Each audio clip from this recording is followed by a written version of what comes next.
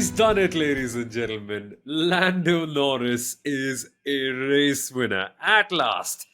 And you can tell by the happiness in all of our voices that this is something we've been waiting for such a long time. It's such a moment that we knew would be coming in. And I will admit, on the Inside Line F1 podcast, we did call him to be somewhat of a driver who doesn't quite does the best of his abilities in the key moments. I raised my hand and say I was the one who doubted him the most among all three of us, but he's proven me wrong, and I'm so glad he has. Which is where it's also confusing, Kunal, because when you see a driver finally reach that glorious moment of winning a Grand Prix for the first time, and by the way, this is something we've been waiting for so desperately since Sochi 21, it's sort of confusing that the narrative around it for so many people is not that, hey, our favorite driver has won. Partially in India, it's also that, hey, why did he win on the day I slept? But the other thing is he just lucky to win? And that question confuses me, uh, baffles me, annoys me slightly. What do you make of that question completely? Well, I think he was lucky to win, but he had devastating pace to make the most of that luck. That's the main part, right? Hmm. It's like this. If he didn't have the pace, he would have still, the way the cards played out of the safety car, he would have still come out ahead of Max Verstappen. But the fact that he could keep Max Verstappen at bay right from maybe half a lap after the restart was purely down to the pace of that McLaren. And the pace of that McLaren on the soft, no, not on the soft, because on the soft is where they were completely all over the place, right? On the Yeah. medium and the hard was what was so interesting this weekend in Miami. And they brought, a fresh set of upgrades. Norris had the full upgrades. Piastri had only half of them. But interestingly, if you remember just the last race in China, Soumil, the McLarens were going quicker when it was cooler in China. In Miami, it was actually really, really hot and they were still quick. I really hope this is giving us a lot of hope as the season progresses. We still have, 18 odd Grand Prix and four sprints remaining or three sprints remaining. I don't know, something.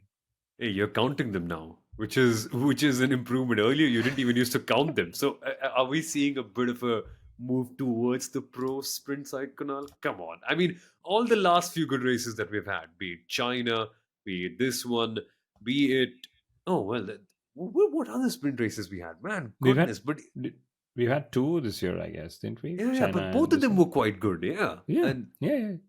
and I and both mean, of those times we saw Max making a driver error, which is something we rarely ever do in a non-sprint weekend. I mean, come to think about it, what was the last Max error in a non-sprint weekend where he just didn't have enough time to understand the car? I can't think of one. I just know his spin in Hungary in 22, where he was leading. He spun, did a 360, checked everyone around, still resumed as the leader, and still went on to win the race. Right, that's all I remember. But yeah, the sprint weekend was not too bad. It's a lot of data. I mean, imagine this. I mean, we record a preview, and then we wait till all the sessions are done to do a review, and then suddenly you write down all the points. And you're like, wow, this is what happened on Friday. This is what happened on Saturday. This is what happened on Sunday, because everything is absolutely still valid, right? The whole weekend is what we try and capture in the post race review episode, right? So the sprint is good. I mean, I also probably feel very relaxed on the Monday after the race, which is why I'm feeling that it's good. Had you asked me yesterday, my notes and my placards when I was in the Viaplay studio were so many, because there's just so many data points, so many stories, so many narratives to track through the weekend. Seriously. And okay, wait. I am normally at this junction inclined towards talking about the race winner, which we should do in good depth because it's such an important moment given the context of it all. But at last, I'm so glad, Kunal. We got to see Haas making it a proper home race. I mean, all of their drivers. That has to be the battle of the weekend for me. Like just Haas versus the boundaries of what's sportsmanlike or what's unsportsmanlike. So many penalties to Kevin Magnussen. I I believe it's somewhat on the borderline of being unsportsmanlike. I feel that's pushing the line a bit too far and just basically leaving everyone else with no choice. But you have a different opinion on that. Firstly, we have to go back and talk about Lando Norris because that win deserves much talk, right? Typically, it's Max Sure. winning. We're doing what Bernd Mylander did. He just thought Max is a race leader. Let me just go catch him. And, we're like, yeah, it's again another race that Max has won. Let's not talk about the race winner. No, guys and girls, we will talk of Lando Norris winning. And another interesting Max Verstappen winning thing, Jean-Pierre Lambies, or GP as we know, Max's race engineer, after the race ended, had to remind him, Max, it's not the central board, which means it's not the P1 board you're going to go Oof. stop at, right? However, going back to your question, which was about Haas. Haas is, two very interesting points here. Firstly, Haas was battling Mercedes and Lewis Hamilton at their home race. If I was the sponsorship director of Haas, which I could have probably had the opportunity to win had I applied, I guess, I would have gone on the Monday and said, guess what? We are battling former world champions, Mercedes and Lewis Hamilton. Because Yeah. Kevin Magnussen versus Lewis Hamilton in the sprint was incredible. Okay, as was Nico Hulkenberg versus Lewis Hamilton. Another Yeah. very incredible battle. And, as for Magnussen, unsportsmanlike, I believe, firstly, we make it very difficult for drivers to overtake on track. Right. We make it very difficult. What do? We give them tires which overheat, cars which don't behave well in dirty air, tracks which are just have one or two overtaking spots, so to say. And then you have this wretched DRS, which means it's pretty much the right of the driver who's following you to overtake you. It's like, yeah, you're entitled. You're within 1 second. Just flick this wing and you'll go through, right? And then teams, of course, want their drivers to hold position. So I'm in this space where we make it so tough. And by the way, I shouldn't forget, fans want overtaking as well. So Yeah. everybody wants overtaking, but the driver who is being overtaken, obviously, right? And I think Kevin Magnussen did what we would have loved to see in the 70s and 80s and even the 90s. Absolute wheel to wheel battles. Yeah, that one, error where, not error, but, actually, why don't we just call it a driving error, right? One error on the inside, he brake laid, ran out of grip, ran out of road, ran off track, did that same thing to Lewis Hamilton. But hey, that's what he did. He wanted to keep track position. I don't think it was unsportsmanlike. And I'll put it this way: we had Carlos Sainz versus Oscar Piastri in the Grand Prix. I bet you Andrea Stella, right, who actually called Kevin Magnussen unsportsmanlike. He would have hoped that Oscar Piastri could have done what Kevin Magnussen had done just to keep drivers at bay. Sportsman or unsportsman, like, doesn't matter. Just keep that position. So are you saying, Mikey, we went motor racing? No, Toto, we went motor racing? Yeah. Did we? Yeah, I mean, okay. So if you're going back to Abu Dhabi 2021, oh, definitely that was the wrong call that was made No, no, at no, no, that no, time. not that way. No, But just the then line, the line. Like, Toto, we went motor racing. Unsportsmanlike. I would say so. I would say so, and I'll actually add context. Okay, anyone thinking I'm crazy and I'm talking bullshit, um, an answer which wasn't aired but is actually on the FIA website in text. Max Verstappen was asked after the sprint race. Very simple question.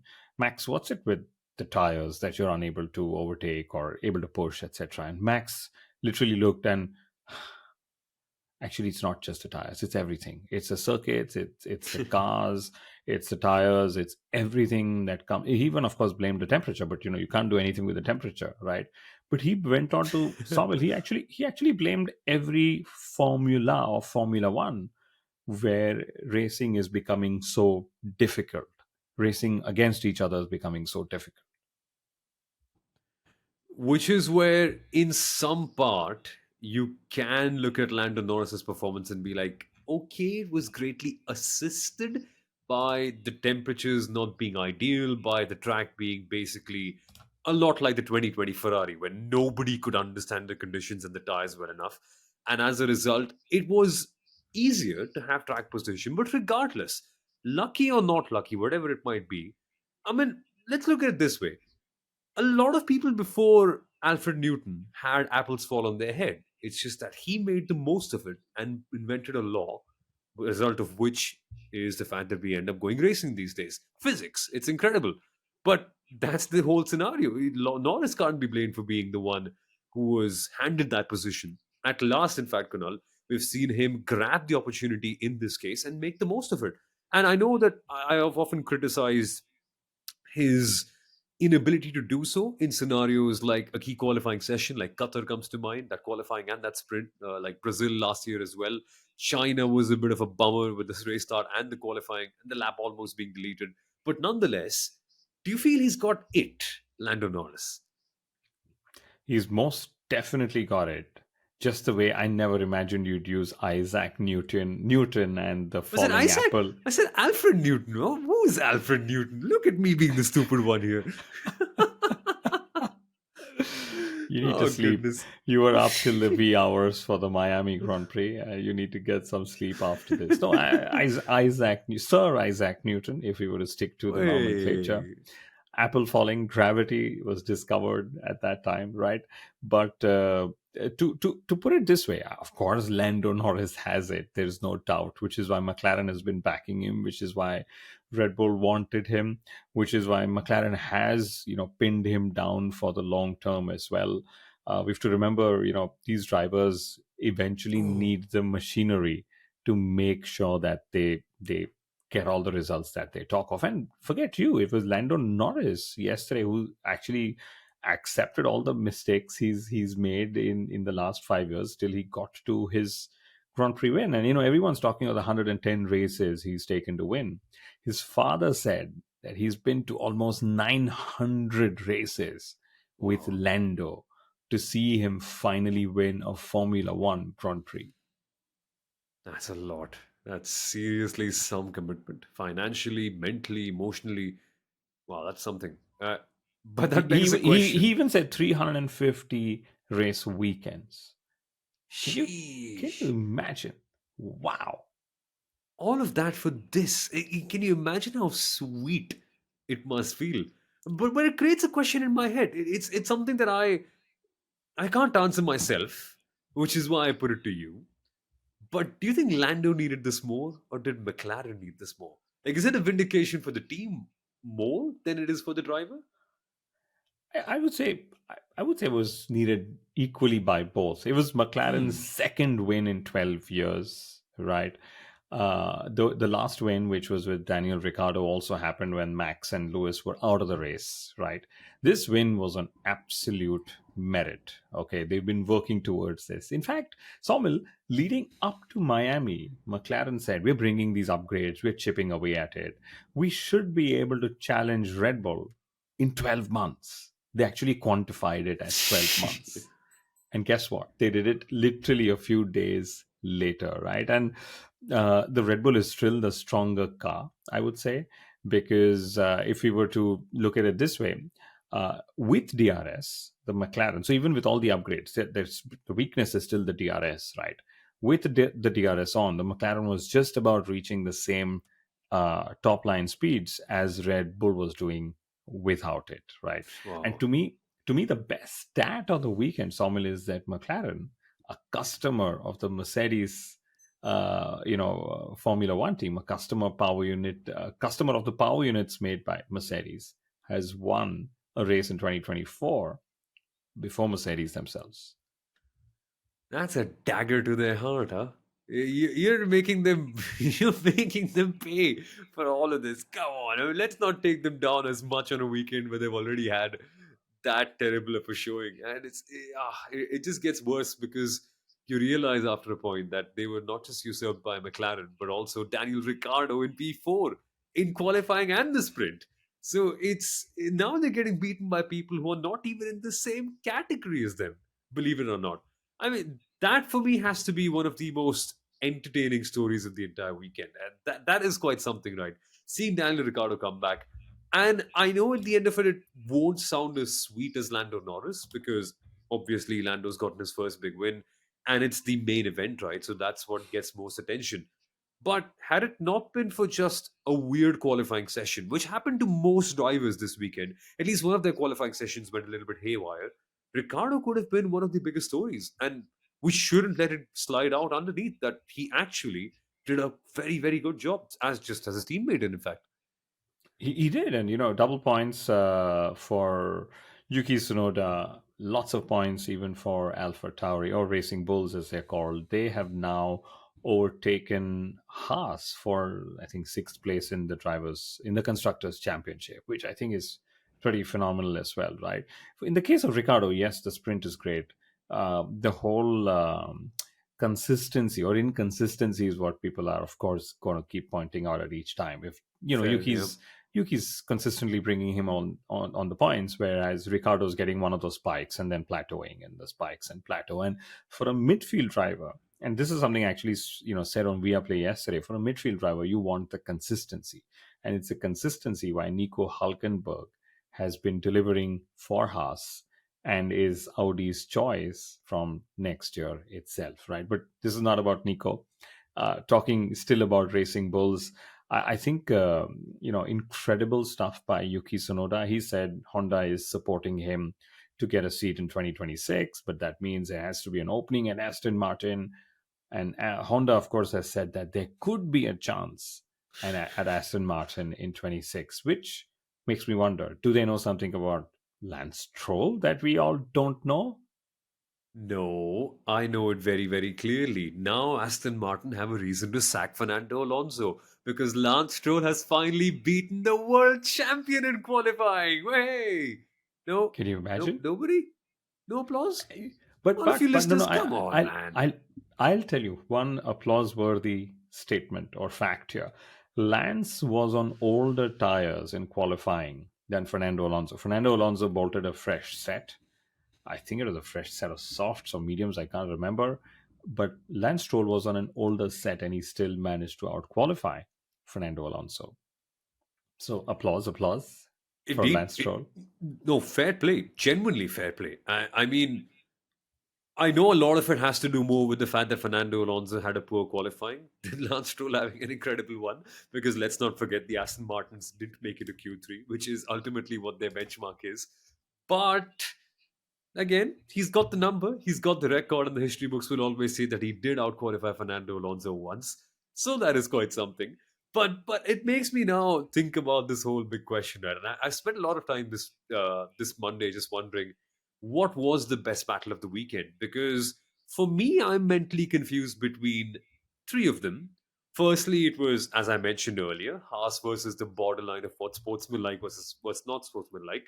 The second one being the F1 admin versus Lando Norris's privacy, because they literally recorded him speaking to his family. I mean, come on, let the man speak to his family in peace.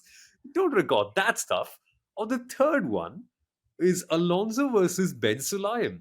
And I am confused because according to the order of the weekend, that happened earliest, which is why it's not getting as much traction. But that in itself is such a statement that he didn't get a penalty because, or rather, Lewis Hamilton didn't get a penalty because he is in Spanish. And to double down upon that, Sergio Perez also didn't get a penalty, which is basically, I'm assuming, the FIA's retort saying that it's not just the Brits, even the Mexicans are a part of that same whole bias. No, but Consistency? I mean, we're seeing the FIA get there, right? let me add to it because Carlos Sainz got a penalty for that wheel to wheel battle against Oscar Piastri, right? Well, But I have to put it here, and Carlos Sainz being Spanish, of course, but Lewis Hamilton not picking up a penalty for that opening lap, mishap or whatever you call it, is a bit strange because he took out Lando Norris, he took out Lance Stroll and Aston Martin. I mean, literally damaged their races, and they just treated it as a test session,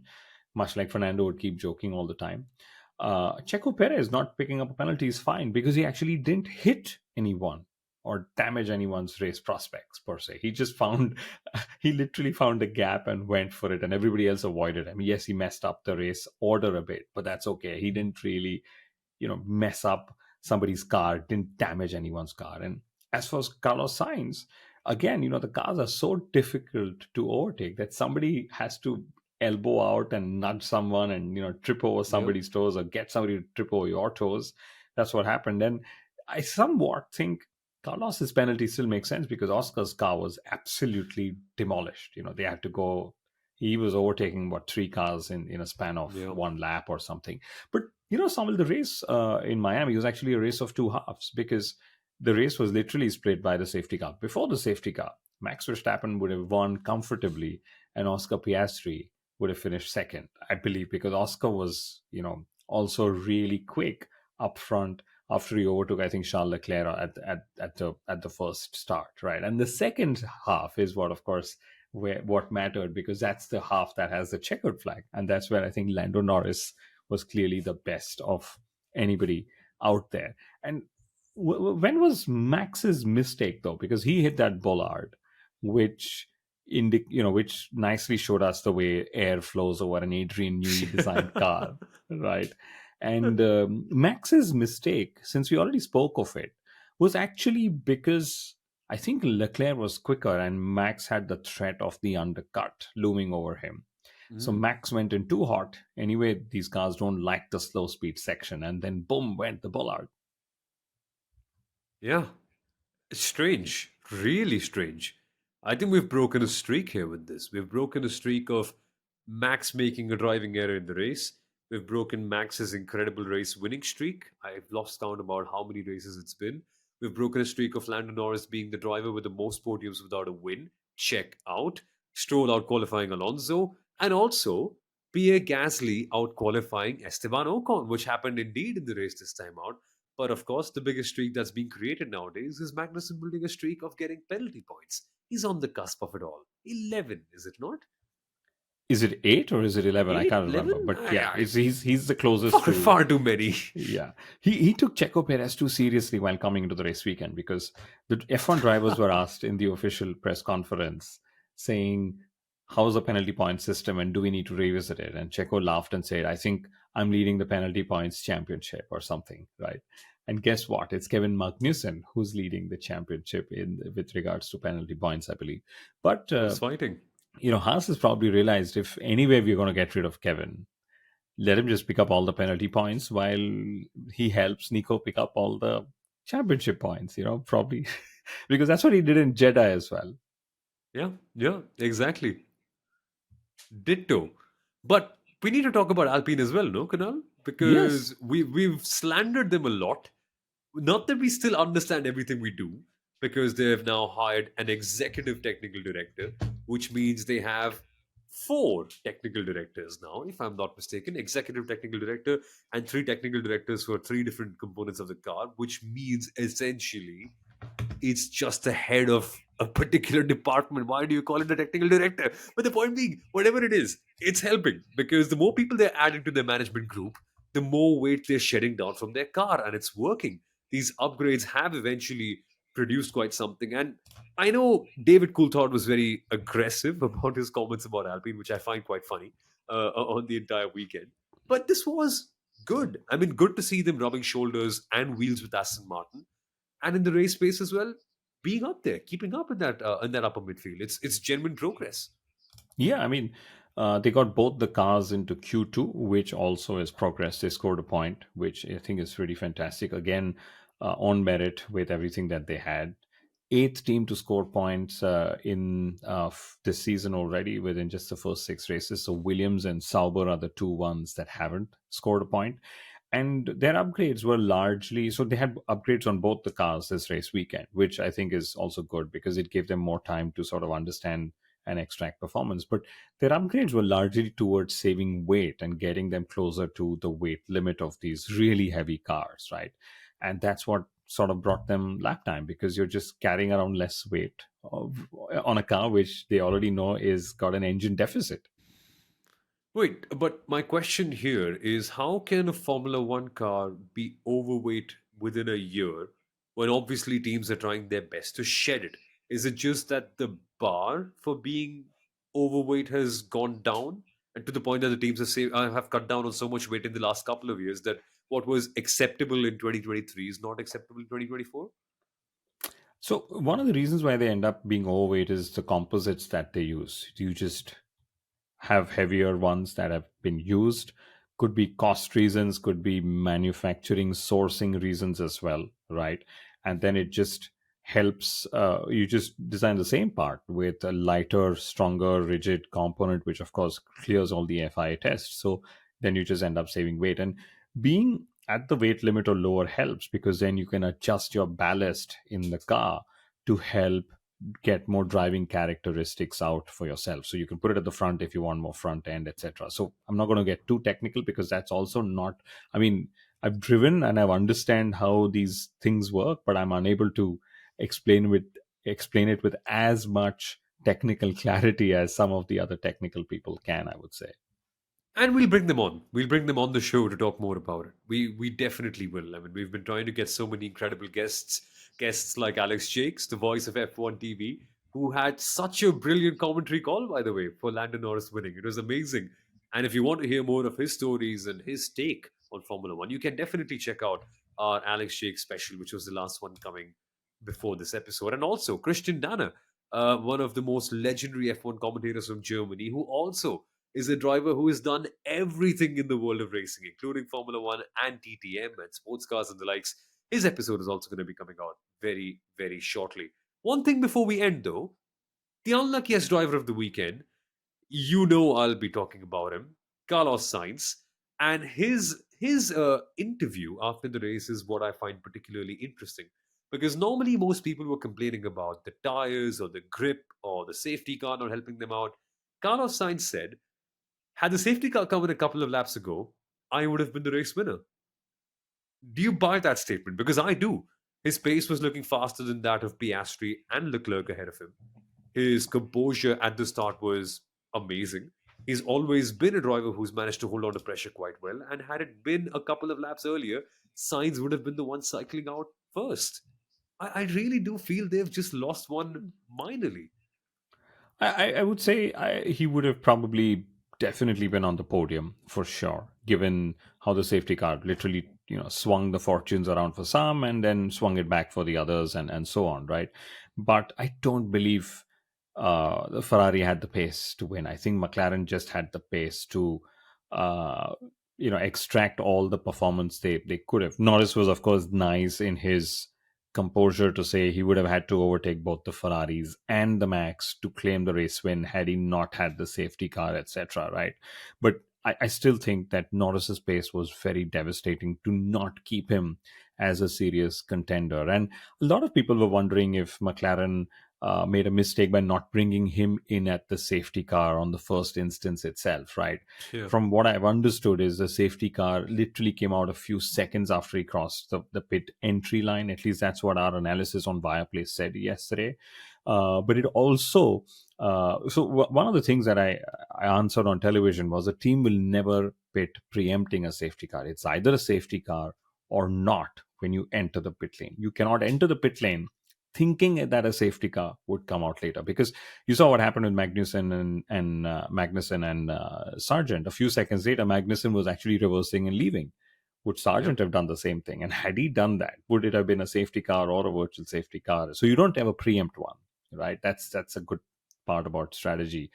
And the second was Lando's pace on the medium tire was so good that they were just not dropping off. So he said, Lando Yeah. didn't want to pit actually. Yeah. So Which when you is when you when you earned. consider all of these things, you probably think Lando was just destined to win yesterday, which is why he made the most of his luck. But he had the pace to make the most of that luck. Yeah, exactly. Well, nobody could out Trump him that weekend. Tsh. No? I know what you did there.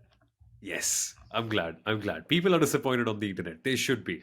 About the joke, I mean. I'm not talking about the guests being there. I don't get the outrage. We had Yuvraj Singh at the Miami Grand Prix, which, for all of you folks who aren't quite aware, is one of the most legendary cricketers out there. Kind of think of him as a Robert Lewandowski of his age, if you follow football, like the most incisive player of his time, who actually scored six sixes in six balls, which is the equivalent of scoring six goals in 6 minutes in a way, if you have to think about it. He was there, and I know we are the country that has the most people on earth, and a lot of people out of those 1.3 billion know Yuvraj, but the biggest sensation on the internet was Donald Trump.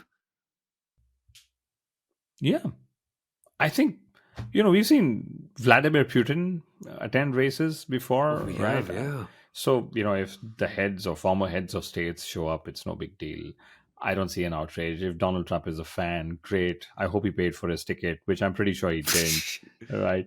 But he chose the McLaren garage to visit out of all the garages in the paddock. Which, and McLaren actually put out a statement saying we're actually a non-political organization.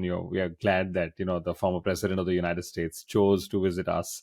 We're happy to have him. He's a great fan of F1. Blah blah blah. But yeah, it's just Yuvraj Singh and then Donald Trump and lots of other celebrities. My goodness, right? There was Ibrahim Ali Khan for all the. Even if you're Indian and you've never heard of him, please, that's fine. His father is an actor who acted as a racing car driver in a movie called Tara Rampam, which I have never seen. I don't intend to see, and I'm pretty sure was Come a flop. on. It's a good movie. It's a cultural icon. I grew up on that movie. Come on. Are you, are you trying to say Driven was also then a good movie or Sylvester It Stallone? was.